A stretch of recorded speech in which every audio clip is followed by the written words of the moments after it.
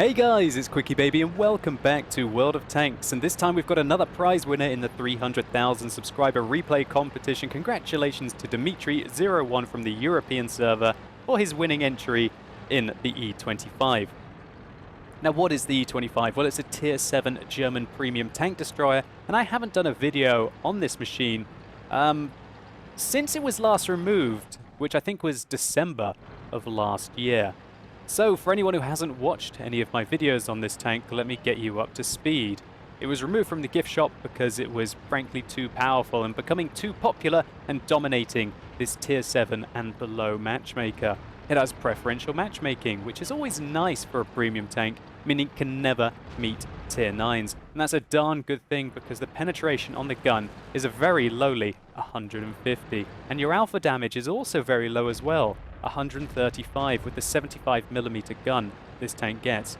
However, when this thing starts firing, as you're going to see in probably just a minute, you're going to realize that it doesn't matter if you only have 135 alpha damage if you have pretty much a machine gun of a 75mm on this tank, which is quickly able to reload, as we can see here, and get shot after shot into your opponents. But when your penetration is so darn low, 150 as I mentioned, that makes it incredibly challenging to penetrate even equal tiered heavies frontally. But Dimitri is packing quite a few APCR rounds, as is the right thing to do in this vehicle, with 194mm of penetration. Realistically, those won't even get you through maybe an IS-6 or an IS-3 frontally, which are probably some of the most dangerous tanks this machine can meet. So he's firing standard round. Bounce off the front of the T-25's hull. Bounce off the upper hull there. And a bounce off the front plate. That 150mm of penetration, unable to contest the armor. However, he's loaded the APCR rounds now, buttered 3 in a row through the front, and the 4th finishes them off. So you're seeing the difference about shooting the front of a T-29 with 150mm to 194. That's the difference between getting through that T-29 armor. And I draw on the video that I put out maybe a couple of weeks ago on the T-29, highlighting that frontal armor is very nice against these low caliber guns. But usually these 75mm guns are on tank destroyers of, say, tier 5. So just why is the E25 so good with this 75mm gun? Well, it's this rate of fire. This tank gets an amazing DPM of 2,700. That's enough to even make a comic cry at tier 7. And it's only really the Soviet tier 7 tank destroyers that do go beyond and above the DPM of the E25. For pretty much all of the other tanks, maybe the T25AT, the T25-2, you know, the Jagdpanther, even the French vehicle, the 1946, all have pretty darn terrible DPM. Now he's trying to take on the weak point of that tier 7 British tank destroyer now, unable to go through it very reliably at all, but now the APCR rounds start to butter it and the AT-15A has to pull back. So, not very much damage here really. Maybe he's put in a few blind shots for a lot of firing at the enemy tanks. And that's quite normal for the E25, unless you're shooting at very lightly armored tanks, hopefully lower tier than you because of that preferential matchmaking. You're not going to be doing a lot with the rounds that you fire. You do get to fire a lot. As he takes out Pepsi 123 on the enemy team in his ELC AMX. Sorry about that, buddy. And there's a good thing he did as well. Look at this platoon. That's the kind of platoon that you have to be worried about. ELC AMXs are very dangerous tanks with those 90mm that can quickly outmaneuver the E25 and deal some dirty damage with that 240 alpha. But the E25 isn't a slacker when it comes to mobility. If I just have a quick check here, yes, 65 kilometers an hour top speed limit, 20 going backwards, and he's managed to catch his equal number on the enemy team out in the open. And from here, there's only one result. Usually, oh gosh, he missed that shot. 2 shots, you've got to watch out for your ammo. You already got through most of it. He's got 36 rounds remaining in his tank. But luckily, that one takes him out. So yeah, the mobility of the E25 is also rather good. It gets a lovely horsepower, a 700 horsepower engine on this tank, which allows it to absolutely shift considering the weight isn't even that high. Yeah, the weight is 26 tons, giving this an excellent horsepower to ton ratio that even a medium tank would love to have. So that shell goes right through and unfortunately takes out Dimitri's driver. Not good result for him there, but a quick med pack puts him in. And unfortunately, although he has picked up 4 kills of the enemy team, he is now alone versus 7. Now, of course, 3 of those are artillery, but even not accounting for the 3 artillery, he's still alone versus 4 tanks on the enemy team. He gets spotted as he retreats away from the Sherman 3, that tier 5 British medium tank. How many Shermans are there in this game now? Absolutely crazy stuff. Now, obviously, he got spotted, so the whole of the enemy team is going to know what he's up to right now. Will he get spotted again by the Sherman? Yes, he does. Doesn't look like his camera rating is holding up as well as he wants it to. But this Sherman got a bit overconfident there, I feel. He just stopped in front of an E-25. And that is something that you never want to do. Dimitri manages to avoid an artillery shell there with a nice little bit of maneuvering. And another shell narrowly misses his tank. Now he has a Jagdpanzer, a tier 6 German regular tank destroyer trying to come up behind him. Got to watch out for that. If that Jagdpanzer is using that short 88, that can make quick work of the E-25. So tanks that he's got to worry about still on the enemy team, even though he's now reduced this into a 1 versus 6 situation. He's got that OI, that gigantic Japanese tier 6 heavy tank that could remove all of his hit points if he is using that huge derpy 150mm. The first shell doesn't pen.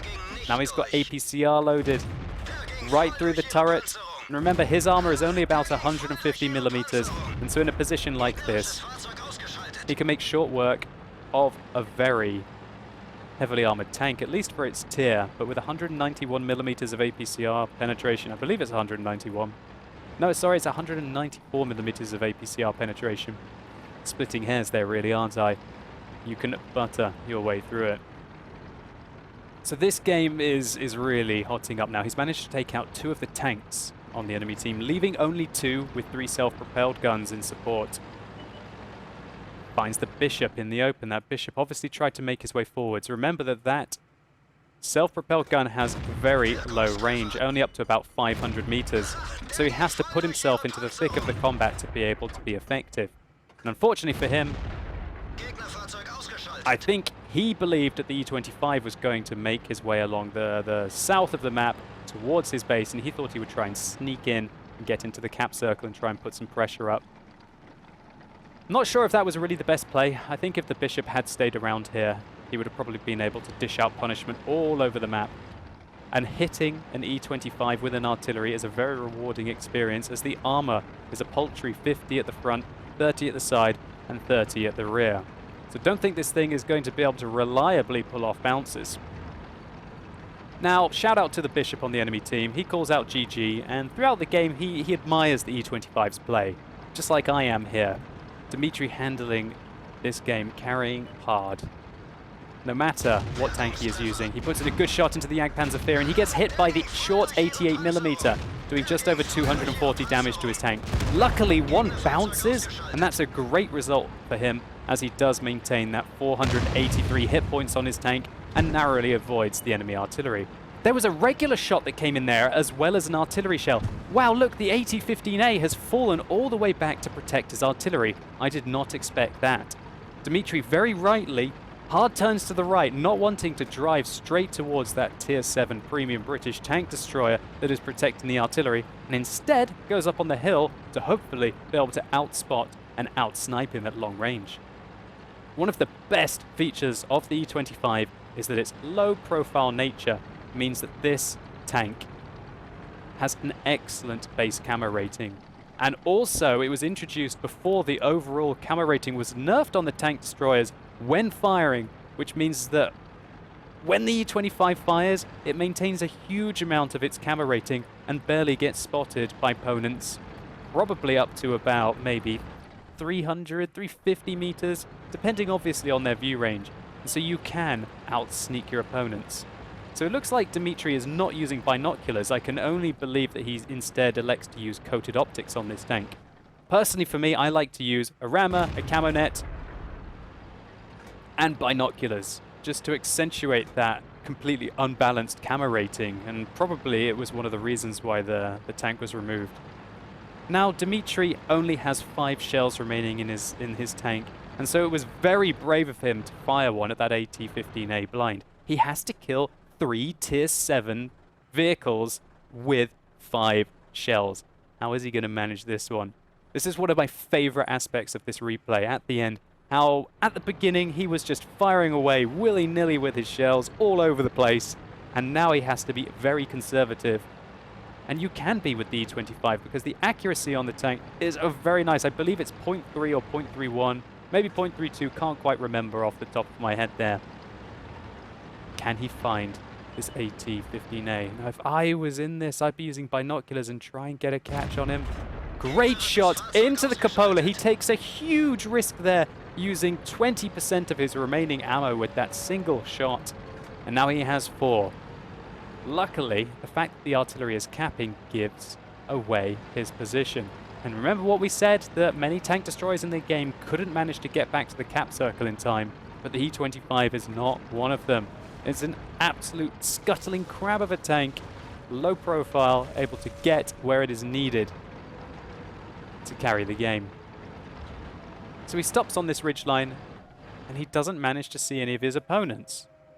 Probably down to the poor view range that he has, because he won't be reaching view range cap with a 360 meters base view range on this tank, even if he's using coated optics.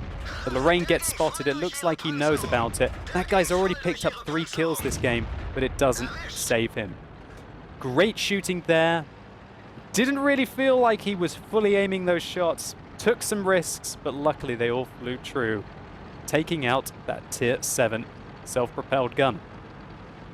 But now he has to deal with a GW Panther on the enemy team, who hasn't been spotted yet, which, for all intents and purposes, means that he's likely to be on full health. Now, where will the artillery be if he hasn't been spotted? Well, I guess he could be skulking around this kind of an area, but it's more likely that he's probably cowering behind the wreck of the AT-15A that fell back to base to try and protect him. He makes his way down. I can only imagine that he's using coated optics in this tank, vents, and probably a gun rammer. A very different setup to how I personally like to play my E25, but who am I to say? Dmitry here is on 10 kills, going hunting his 11th, and to get the Kolobanov's medal and to finish off a game in 1 versus 7. He's got 1 shell remaining. How is he going to handle this situation? He rams the GW Panther, then GW Panther misses, and he finishes him off with his remaining shell, securing the Fadens. What an absolutely ludicrous end to this game. Dmitry, your approach might have been slightly unconventional, but damn was it effective as you secure the win. Such a brave play at the end, knowing what you needed to do with your 1 shell remaining. I personally love watching higher tiered Kolobanov's medals, especially when they're against more than 5 opponents. You can learn a lot about a player as to how he handles his vehicle when he's under some serious pressure like Dmitry was here. I love Dmitry's approach when he was faced with an overwhelming number, starting here, drawing back, catching an overconfident Sherman, continuing to fall up the ridge using his view range advantage to take out the OI, going one-on-one with a pretty darn healthy Jagdpanzer Fear, while all the while constantly evading artillery fire, and finally out-sniping the AT-15A, securing the base against a full health SPG, and then finishing off another one with only 1 shell remaining in the tank. Fantastic round, Dmitry, and hopefully you will enjoy your prize of the no longer available Tier 6 British medium tank, the Cromwell Berlin. Let's just take a very quick look at the post-game stats. So Dmitry secured a plethora of medals here. The Fadens medal for killing the last remaining enemy vehicle with the last shell in your tank. A Pascucci's medal for killing 3 artillery pieces. A Pools medal for at least 10 kills. Unsurprisingly, a high caliber medal for causing the highest amount of damage in this round of World of Tanks. And the one that everybody wants, the Kolobanov's medal for standing alone against at least 5 opponents. In Dmitry's case, 7. Now, for the amount of kills that Dmitry picked up here, 11, I have to admit 4,200 isn't that impressive damage. But it really was the exciting end to the game, and the way he used the full capabilities of the E25 to get through that very tricky outnumbered situation that really did it for me this round. And even though he did fire a copious amount of APCR rounds, he still made a 37,000 credit profit. Probably one of the reasons why people like the E25 so much. So Dimitri, thank you so much for sending me this replay. I thoroughly enjoyed it, and hopefully you guys enjoyed this video as well. If you did, please consider giving it a like down below. It really helps the channel out. And if this video has sparked your interest in the now no longer available E25, then simply click through up here and you can see why, at least in my opinion, it was too good. Or use the more info icon in the top right hand corner of your screen to see a plethora of E25 gameplay videos. And as always, thank you so much for watching. You've been epic, and hopefully I'll see you soon.